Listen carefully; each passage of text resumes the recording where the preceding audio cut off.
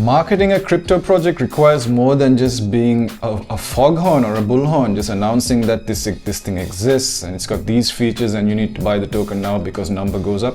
All that stuff. It needs to be more than that because these projects live and die based on retention. Just like a SaaS app, they've got churn issues. All right, and solving churn issues requires more input from the marketer because it's not a UX problem, it's not a product design problem, it's not a transactional problem. You need to know the cohort, what people want, etc., etc. It's my belief that the marketers need to be given an expanded role and to treat this thing more like retention architecture, and that's what this video is about.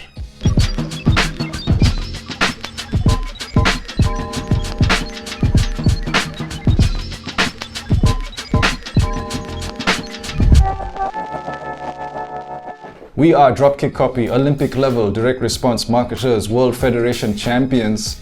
Our oversight translates well to all levels of the funnel, but it's the bottom of the funnel where retention exists that interests us the most. There is a link in the description box below. You can watch my partner Nabil interview some of our past clients, but first finish watching the rest of this video. I feel like crypto project founders, when they're thinking about what to do about marketing, they have a clearer idea of what happens at the top of the funnel. How to run ads and what type of tweets you want to put out and all this, what type of podcast your founder needs to go on, and they have a clear idea of what all that is, but they might not have a clear idea of what happens post-launch, what people do in the first 90 days of actually using your token, all that type of thing. They don't look at it from the SaaS app perspective maybe. And that's where the bulk of your attention needs to go on. The marketing people need to focus on that part because crypto projects live and die based on retention.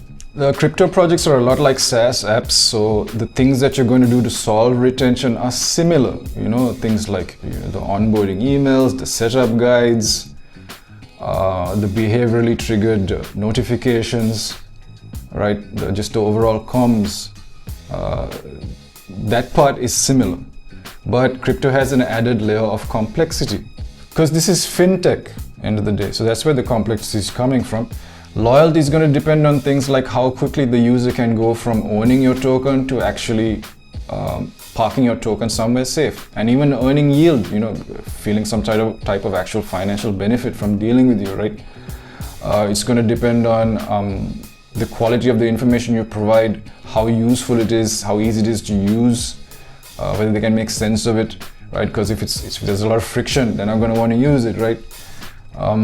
Loyalty also depends on things like how you treat your developers, right? The people that build on your platform are some of the main people you want to focus on, right? So there's this added layer of complexity. It's not as straightforward as your generic SaaS business.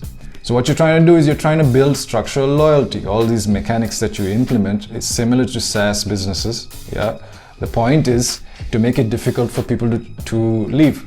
It's more inconvenient for them if they were to leave, right? Because working with you, working through your network or working through your dApps or your exchange, it's just seamless and it's too good to leave. If you leave, you'd miss out on something, right? So creating that sentiment is what the marketer needs to take ownership over. And that's why I feel the role needs to be expanded, because if you're just relegating them to send like ads and write posts for you, they're not going to be able to do that, right? Because anyone else in your team might default to looking at the user as a monolith, especially the UX guys. They just think everybody is a user, but nobody's a user until they actually bought your token and used your platform, right? Until that happens, they're just traffic or an audience or a cold lead, right? So who's the person that knows the lead that way? It's the marketer. The marketer is the person that's been attracting the audience, right? They are attracting retail token holders, LP providers, developers, institutional investors, so on and so forth, right? So they're the anchor at the bottom of the funnel all the way back to the top, right? So they connect all the dots. The marketer is going to be the one fighting to maintain the through line across all the comms. Yeah, the marketer is going to be the one bringing everybody else the insights into what each audience type wants. Yeah, and then they're going to be giving you recommendations on the personalizations you can add into the experience, right? The UX experience, right? So that's why I believe it's the marketer that needs to be playing a central role in all of this and taking more, taking ownership of everything, increasing their scope and taking ownership of everything. The marketer is going to be the one helping you create an onboarding sequence. How you get people to their first win matters, right? Within the first 90 days, the marketer is going to be in control of that, contributing towards that. The marketer is going to be helping you get people familiar with the dashboard, right? And walking them through steps where they again get their first win, right? The marketer is also going to be helping you with the design language in terms of the labeling, what needs to be said when, what needs to be triggered, what notifications what information people need to receive and when it needs to happen, right? The marketer is going to be helping with all of that. The marketer is also going to help you personalize based on the cohort, right? Because so institutional LPs might want to have a different dashboard. The marketer might help you design for that. The marketer might help you design reporting for the institutional LP, right? Or if it's the developers you're dealing with, the marketer might know what they want to hear. Maybe they're having trouble making sense of governance proposals. Maybe they're looking for some just change in the way incentives are structured for them for developing on your platform, right? Maybe they need a separate type of reporting from the institutional liquidity providers, right? Because they're developers, they're not just liquidity providers, right? So the marketer knows all of those things, and that's what they're going to help you create. And it boils down to just documents and folders, different types of documents, different types of spreadsheets, calendars, designs, Figma designs, PDFs, decks, whatever you want to call it. All of that's going to be the base from which other departments operate. So they know what to implement in their own specific domains, and all of it works together to create this sense of loyalty, structural loyalty. Because if you think about it in any other business, like say a gym, brick and mortar gym business, it's not like the marketing is just about giving people free trials of the gym, a free gym membership for a month, right? There's more to it than that, right? Marketing in that context would be more about what is it like acquiring that free membership that first time? What is that experience like? What does it lead to? What is it like when the person actually shows up to redeem their free membership? The orientation process. What information can be extracted about the buyer in that moment that's going to help later and retain them, right?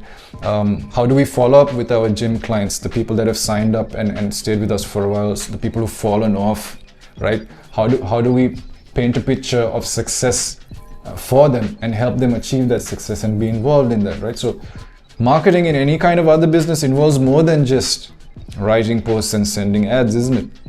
So similarly, we should be treating marketing the same way in any kind of crypto project. That's what I'm trying to say.